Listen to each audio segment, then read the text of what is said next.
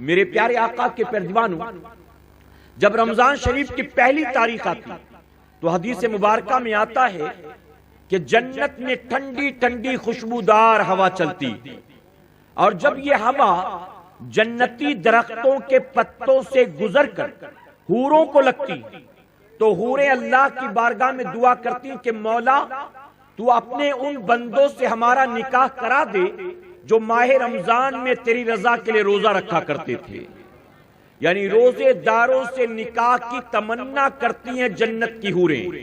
میرے پیارے آقا کے پیروانوں، جنت کی حوریں، کیا ہم اور آپ ان کے حسن و جمال کا اندازہ لگا سکتے ہیں؟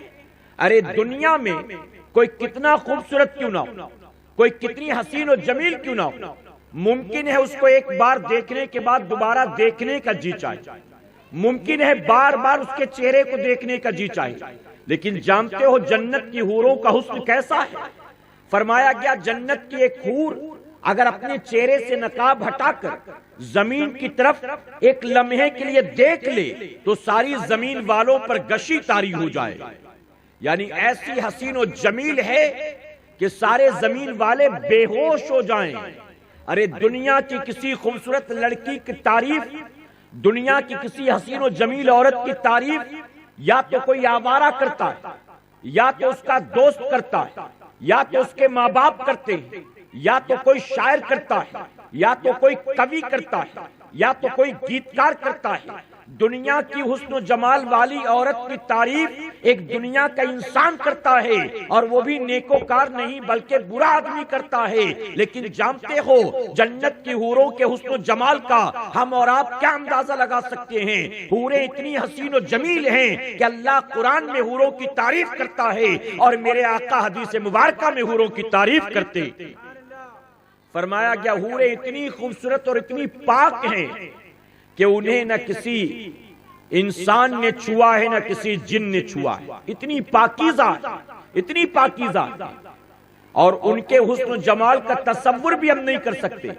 میرے پیارے آقا کے پیروانوں، جانتے ہو یہاں ایک پیاری بات عرض کرتا چلو۔ فرمایا گیا جو آخری جنتی جنت میں داخل کیا جائے گا، آخری جنتی، اسے اللہ جنت میں نکاح میں 70 حوریں عطا فرمائے گا۔ اور جانتے وہ آخری جنتی کون ہوگا؟ کوئی ولی نہیں، غوث نہیں، قطب نہیں، ابدال نہیں، تہجد گزار نہیں، پرہیزگار نہیں، نیکوکار نہیں، عالم دین نہیں۔ جانتے ہو کون ہوگا؟ وہ ہمارے اور آپ کی طرح کوئی معمولی مسلمان ہوگا، کوئی گناہگار اور سیاہکار ہوگا جو بنتا تو بڑا نیک ہوگا لیکن دامن گناہوں سے داغدار ہوگا۔ فرمایا گیا گناہوں کی وجہ سے اس کو جہنم میں ڈال دیا جائے گا، لیکن جب رائی کے دانے کے برابر ایمان اس کے سینے میں پایا جائے گا تو اس کو جہنم سے نکالا جائے گا۔ اب جب جہنم سے نکلے گا تو جسم جھلس چکا ہوگا، گوشت جل گیا ہوگا، صرف ہڈیوں کا ڈھانچہ ہوگا، چلنے پھرنے کی طاقت نہیں ہوگی۔ اسے جہنم سے نکالا جائے گا، نہر حیات میں گوتا لگایا جائے گا، اور نہر حیات میں جب گوتا لگا کر وہ نکلے گا، اس میں ڈبکی لگا کر وہ نکلے گا تو فرمایا گیا ایسے ہی حسین و جمیل و خوبصورت ہو جائے گا جیسے زمین سے ایک تازہ کوپل نکلا کرتی ہے، ایک نیا پودا نکلا کرتا ہے۔ اس کے بعد اس کو جنت میں داخل کیا جائے گا، اور جب وہ جنت میں جائے گا تو اس آخری جنتی کو اللہ جنت میں نکاح میں 70 حوریں عطا فرمائے گا۔ اور محبت سے کہیں، اب مجھے یہاں جو سبحان اللہ کہلانا تھا وہ کیوں جانتے ہو؟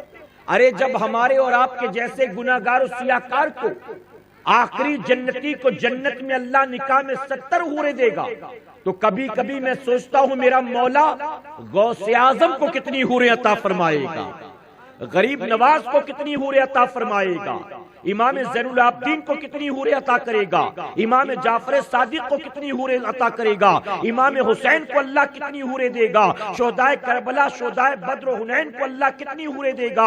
اور میں سوچتا ہوں کبھی کبھی اللہ جنت میں امام علی مقام کو کتنی حوریں عطا کرے گا، مولا کائنات کو کتنی حوریں عطا کرے گا، صدیق اکبر سیدنا عمر فاروق اعظم اور عثمان غنی کو کتنی حوریں عطا کرے گا۔ جب آخری جنتی کو نکاح میں 70 حوریں ملیں گی تو یقیناً ان اللہ والوں کو اللہ کتنی حوریں دے گا ہم اور آپ اس کا اندازہ نہیں لگا سکتے۔